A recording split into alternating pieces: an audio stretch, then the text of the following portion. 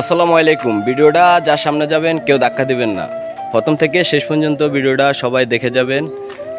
আমাদের এক বড় ভাই, এলাকার সবার খুব পরিচিত, অনেক ভালো লোক, কোনোদিন কারোর সাথে দুই কথা হয় নাই। আসলে ভালো মানুষ আল্লাহ তাআলা বেশি দিন বাঁচিয়ে রাখে না, এটাই বাস্তবতা। ওনার সাথে কারোর সাথে হয়েছে নাকি আমি জীবনে আসলে বলতে পারি না, কিন্তু ওনার ব্রেনটে খুব একটা প্রবলেম, উনি মৃত্যুপথেতে ফিরে এসেছে, কিন্তু টাকা পয়সা আর্থিক অবস্থান ভালো না, তাই এর জন্য উনি চিকিৎসা নিতে পারতেছে না, বা তার ফ্যামিলিরও এরকম কোনো সমর্থন নাই। সে বড় লোক না, মধ্যবিত্ত না, নর্মাল একটা শ্রেণী, দৈনিক এনে দৈনিক খায়, বা জায়গা সম্পদ এরকম নেই যেন বেঁচে চিকিৎসা। আমরা সকলেই মানবতা, আর বেশি অংশ আমি সব জায়গায় শুনি প্রবাসী ভাইরা এগিয়ে আসে এসব কাজে, সব জায়গায় পেলে প্রবাসী ভাইরা হাত বাড়িয়ে দেয়। প্রবাসী ভাইরা সবাই চিনবেন ওনাকে, বা যারা ওনার এলাকার লোক যতদিকে আছে সবাই হাত বাড়িয়ে দিবে।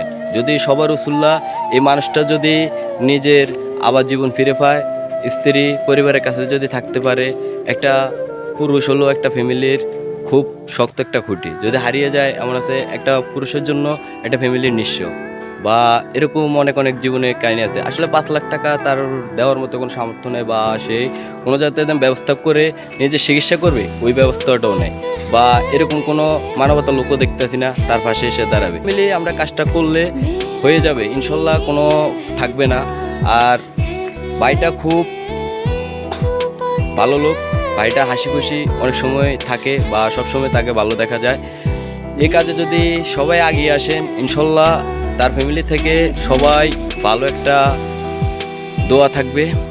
আর প্রবাসী ভাইরা আশা করি ভিডিওটা যদি সামনে চলে যায়, এটা কোনো বিষয় না, এটা একজন অতি দিতে পারে, কিন্তু আসলে সবাই মিলে করে কাজ নাই হারিতে রাত। আমরা সহযোগিতা করলে মনে হয় 5 লাখ টাকা একটা বিষয় না, এটা একদিনে হয়ে যাবে। কিন্তু তার বাড়িঘর সবাই চিনে, তাকে যতটুকু পারেন আপনারা পাশে দাঁড়াবে। কষ্ট হয় আমার, যদি এরকম কোনো আর্থিক অবস্থা ভালো থাকতো তাহলে আমি একলে দিতাম। কেন 5 লাখ টাকার জন্য একটা মানুষ এই পৃথিবী ত্যাগ করে চলে যাবে? এমন তুমি মানুষটা বেঁচে থাকলে কোটি কোটি টাকা কামাতে হবে, কিন্তু তার ওই অবস্থান নেই, কিন্তু আমারও তো ওই অবস্থান নেই, আমিও তো দিন এনে দিন খাই। কিন্তু ওই মানুষটার পাশে সবাই দাঁড়ানোর জন্য খুব শীঘ্রই এগিয়ে আসবেন। আর যারা যারা তো ওনাকে সবাই চিনে, আমার জানা মতো মনে এমন কিছু জায়গা নিয়ে আছেন, উনি খুব ভালো লোক, নিজে দিন এনে দিন খায়, কিন্তু হঠাৎ আল্লাহ তাআলা সৃষ্টি করেছে আসলে মানুষ, কিন্তু যদি রোগ ব্যাধি দিন না দিত তাহলে মানুষ মারা যেত না, তাহলে আল্লাহকেও কেউ মানতো না। আসলে আল্লাহ সত্য, এটা বাস্তব। কেউ কারো ক্ষতি করে ভালো থাকতে পারে না, আসলে মানুষটা কারো ক্ষতি করে নেই, কিন্তু ভালো লোক কয় না বেশি দিন থাকে না।